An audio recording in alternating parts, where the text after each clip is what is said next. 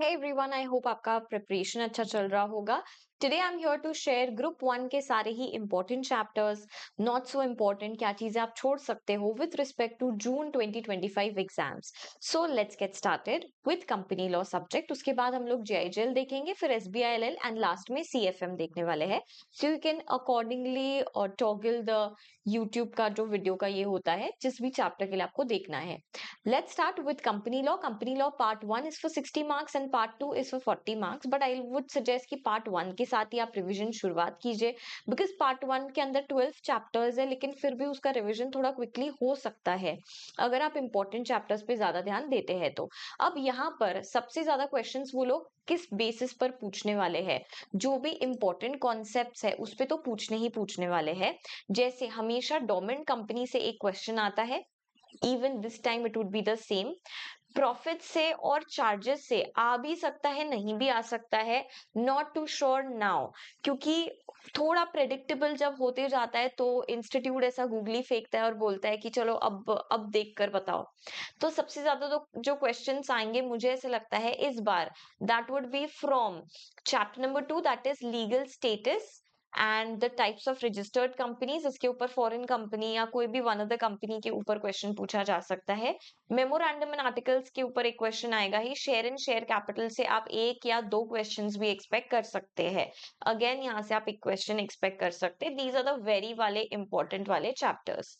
इसके बाद debt instruments, charges and distribution of profits, ये आपका सेकंड पार्ट बन जाएगा। लेकिन यहाँ से पूछा जा सकता है, नहीं भी पूछा जा सकता है। इस बार थोड़ा सा मुझे डाइसी लग रहा है, लेकिन डेट इंस्ट्रूमेंट्स पे एक क्वेश्चन इस बार आएगा ही। इसके अलावा अकाउंट्स एंड ऑडिटर्स, इससे तो हमेशा क्वेश्चन आता है, तो obviously there is no surprise in it. Compromise arrangement and amalgamation से भी इतना ज्यादा मुझे ऐसा लगता है इस बार नहीं पूछेंगे वो लोग। साथ ही में डोरमेंट कंपनी से एक क्वेश्चन हमेशा आता है और अभी भी आएगा। मुझे ऐसा लगता है डोरमेंट कंपनी तो आपको कभी छोड़कर जाना ही नहीं चाहिए, क्योंकि उसमें बहुत ज्यादा कंटेंट नहीं है। जितना कंटेंट है उसको आप बहुत अच्छे से कवर कर सकते हैं। अगर आपको कोई पार्ट कोई भी चैप्टर का छोड़ना ही है तो it would be chapter number 12। अगर आपको ऐसा लगता है कि यार मतलब नहीं ही जम रहा है तो इसका कुछ पार्ट आप छोड़कर जा सकते हैं। इसके अलावा अगर मैं पार्ट 2 की बात करूं तो यहाँ पर सबसे ज्यादा और सबसे पहले पढ़ाई ना आपको सीएसआर की करनी है, because again this is a chapter जहां से क्वेश्चन हमेशा पूछा जाता है। इनफैक्ट आप लास्ट 5 अटेम्प्ट्स भी देख लोगे तो पूछा ही गया है। तो ये चैप्टर अच्छे से करके जाएंगे। इम्पैक्ट असेसमेंट वाला पार्ट भी अच्छे से कवर करके जाएंगे, क्योंकि आजकल इंस्टीट्यूट वो वाले इसमें भी क्वेश्चंस पूछ सकता है। उसके बाद जब आपका सीएसआर हो जाए, आई वुड सजेस्ट कि general meetings and directors, you guys अगर ये 40 मार्क्स है ना पार्ट 2 के, तो ऐसे आप समझ लीजिए कि 10 मार्क्स सिर्फ और सिर्फ डायरेक्टर्स और जनरल मीटिंग से आ रहा है। मिनिमम बोल रही हूं मैं, मिनिमम 10 मार्क्स। तो डायरेक्टर्स ऐसा चैप्टर है जो सीएसआर के बाद आपको रिवाइज करना चाहिए। सो सबसे पहले आपने सीएसआर किया, उसके बाद आपने डायरेक्टर्स किया, उसके बाद आप जनरल मीटिंग कर सकते हैं। उसके बाद आ जाता है board composition and powers of the board. इससे भी आप 5 मार्क्स एक्सपेक्ट कर सकते हैं। एक हाथ दो क्वेश्चन इसके ऊपर पूछे जा सकते हैं। इसके अलावा एनुअल रिपोर्ट एक ऐसा चैप्टर है जो अगर आपको थोड़ा बहुत छोड़ना भी है, आप छोड़कर जा सकते हो। अगर आया भी तो आप उसको ऑप्शन में निकाल सकते हो।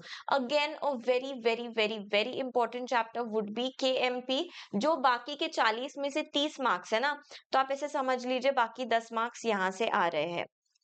अब मैं बात करूंगी जब आप एक्चुअल में कंपनी लॉ का पेपर देने जा रहे हैं, तो प्लीज आप पार्ट 2 से शुरुआत करिएगा, अगर आपका पार्ट 2 स्ट्रांग है तो, जो कि मुझे लगता है ज्यादातर स्टूडेंट्स का रहता ही है। पार्ट 2 से आप चालू करेंगे तो काफी इजी क्वेश्चंस, अच्छे क्वेश्चंस आप अच्छे से लिख पाएंगे। बिकॉज ऐसा देखा गया है कि जब हम लोग पेपर लिखते हैं तो स्टार्टिंग में हम लोग बहुत अच्छे से कंसंट्रेशन के साथ अच्छे अच्छे से लिखते हैं, फिर उसके बाद हमारा थोड़ा ऐसा हो जाया करता है, if you know what I mean. Okay, तो start with part 2, start with the chapters का क्वेश्चन जो आपको सबसे अच्छे से आता हो, और फिर उसी सीक्वेंस में आप सॉल्व कीजिए। All right, now let's move forward to JIGL. JIGL के अंदर क्रिमिनल प्रोसीजर कोड जो आपका चेंज हो चुका है, उसमें से क्वेश्चंस आने ही आने वाले हैं। And the reason I am saying this is because अब क्योंकि चेंज हुआ है तो वो लोग काफी इजी क्वेश्चन पूछेंगे, तो अमेंडमेंट्स बिल्कुल छोड़कर मत जाइएगा। एकदम इजी, एकदम बेसिक जो क्वेश्चंस आपको लगते हैं वो करके ही जाना है, ठीक है? क्योंकि अमेंडमेंट है, उनको भी पता है कि आपने भी प्रिपेयर किया होगा और उनको पता है कि थोड़ा डिफिकल्ट जा सकता होगा आपके लिए, तो वो ऐसा एक आध क्वेश्चन बना के दे देंगे, ठीक है? अभी ही चांस है कि लड्डू क्वेश्चन अभी ये वाले चैप्टर से आ सकता है जो आप अच्छे से प्रिपेयर कर लो, तो इसीलिए start with this only. Yes, okay. इसके अलावा मैं बात करती हूँ मोस्ट इंपॉर्टेंट चैप्टर्स की। मोस्ट इंपॉर्टेंट चैप्टर्स में ऑफ कोर्स कॉन्स्टिट्यूशन आ जाएगा, लेकिन कॉन्स्टिट्यूशन से भी एक आध क्वेश्चन ही ज्यादा से ज्यादा वो लोग पूछ सकते हैं। So I would suggest start with chapter 7 when you are revising, like the final revision. उसके बाद आप कर सकते हैं chapter 6 and chapter 5 because these are connected chapters और जल्दी हो भी जाएंगे, इसका वेटेज भी है। नहीं तो भी मुझे ऐसा लगता है 10 मार्क्स इसी में से, यही 3 चैप्टर्स में से आराम से आ सकते हैं। सो पहले ये 3 चैप्टर्स को खत्म करें, जब ये हो जाता है उसके बाद आर्बिट्रेशन कर ले। आर्बिट्रेशन से हमेशा क्वेश्चन आता ही आता है, कई बार 2, कई बार 1, तो इसका भी अच्छा वेटेज है। इसके बाद हम लोग अगर बात करें तो ये वाले जो चैप्टर्स है रजिस्ट्रेशन ऑफ डॉक्यूमेंट्स, इससे मुझे ऐसा लगता है कि इस बार थोड़ा कम मार्क्स का पूछा जाएगा, बट यू नेवर नो।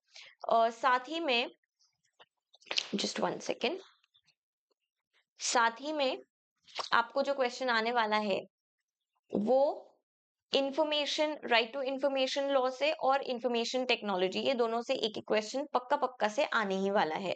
तो इसके लिए उस हिसाब से प्रिपेयर करिए कि 5 मार्क्स के लिए आप प्रिपेयर कर रहे हैं।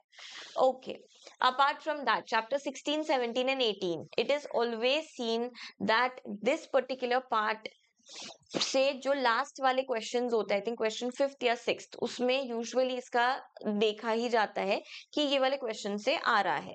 सो हम लोगों ने क्या देखा कि हम लोग सीआरपीसी अच्छे से करेंगे, फिर सीपीसी, फिर टॉट्स कर लेंगे, उसके बाद आर्बिट्रेशन कर लेंगे, उसके बाद ये जो 3 चैप्टर्स है ये कर लेंगे। उसमें भी ये 14, 15 वाले चैप्टर्स काफी ज्यादा इंपॉर्टेंट है। इसके अलावा 16, 17, 18 करेंगे, लेकिन not very very important because it has been seen that usually contract law से आता है या तो सोगा से आता है, सोगा से हमेशा आता ही आता है, सेल्स ऑफ गुड्स एक्ट से यूजुअली आते ही आता है। नेगोशिएबल इंस्ट्रूमेंट से एक हाथ क्वेश्चन कई बार आया तो आया, नहीं आया तो नहीं आता है। ओके, लिमिटेशन एक्ट बाद के लिए रखेंगे क्योंकि इट्स अ स्मॉल चैप्टर और आप कर सकते हो इजीली। स्पेसिफिक रिलीफ एक्ट भी आप बाद के लिए रखोगे, सो दैट जब आपकी सारी इंपॉर्टेंट वाली चीजों की तैयारी हो जाती है उसके बाद आप ये वाले चैप्टर्स करें। तो इसको लिख लेना है यहाँ पर कि आपको ये लास्ट लास्ट में ही करना है। अच्छा, इसके अलावा फिर आप कॉन्स्टिट्यूशन करेंगे, एडमिनिस्ट्रेटिव लॉज करेंगे। These 2 chapters would be important for this attempt. Yes, so constitution में से एक क्वेश्चन एंड एडमिनिस्ट्रेटिव लॉ में से 1 या 2 क्वेश्चन पूछे जा सकते हैं। Yes, okay.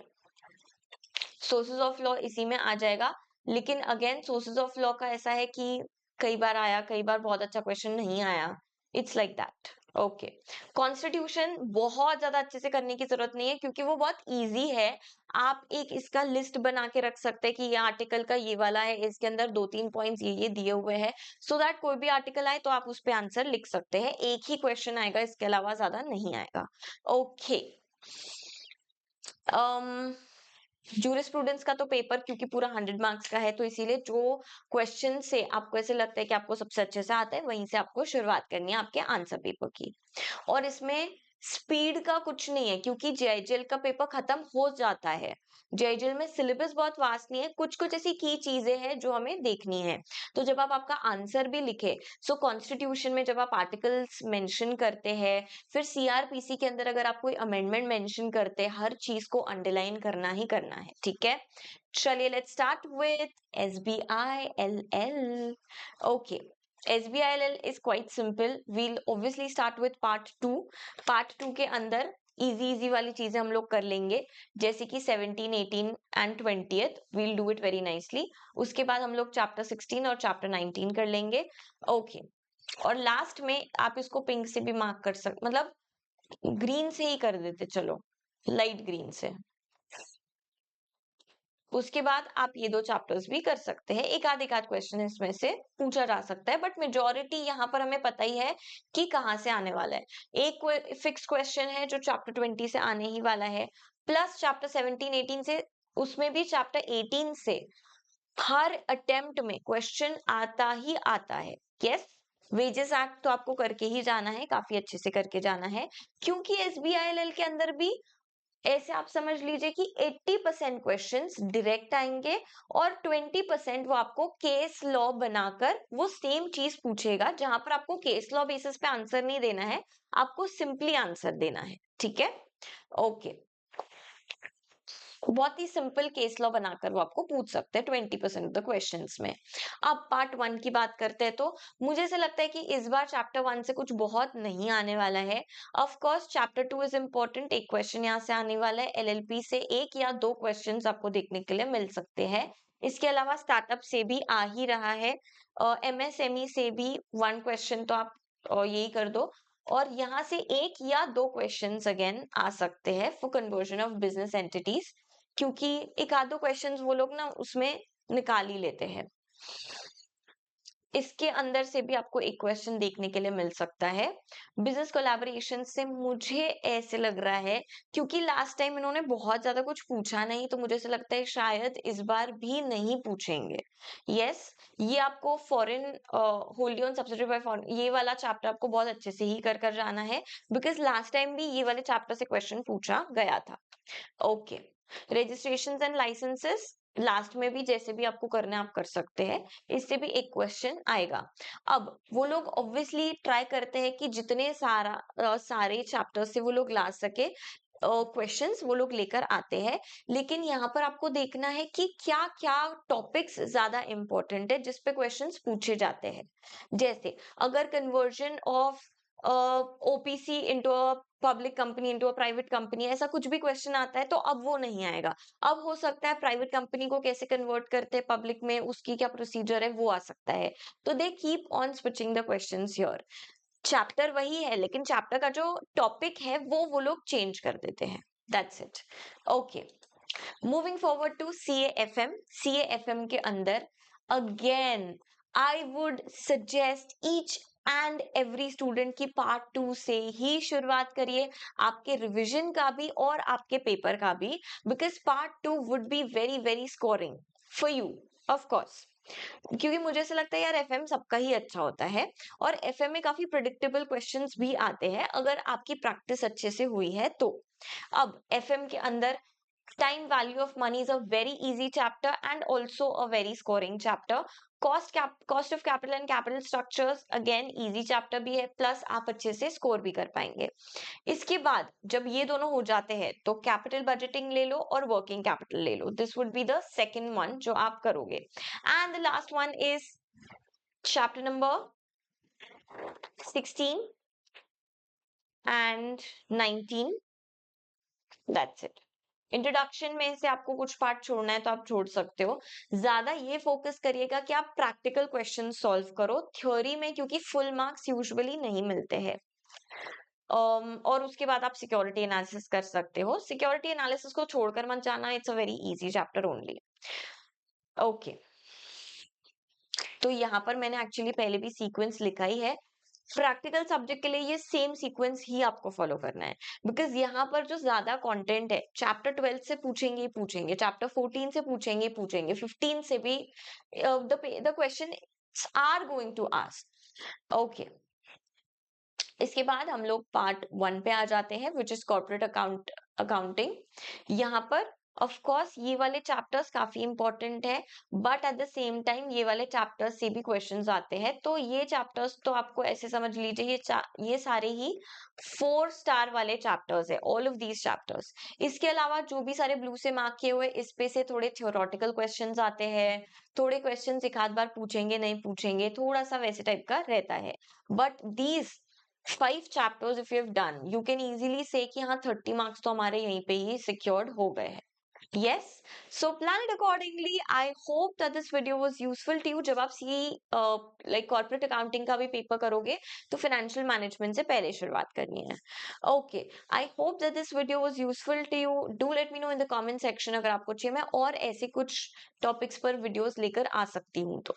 Okay, bye bye, take care, आओ जो see you, prepare well and have faith on your preparation. इसमें से कोई भी चैप्टर पूरा छोड़कर नहीं जाना है, लेकिन हमारा सीक्वेंस इस तरीके का होना चाहिए. बाय बाय, टेक केयर, आओ जो सी यू.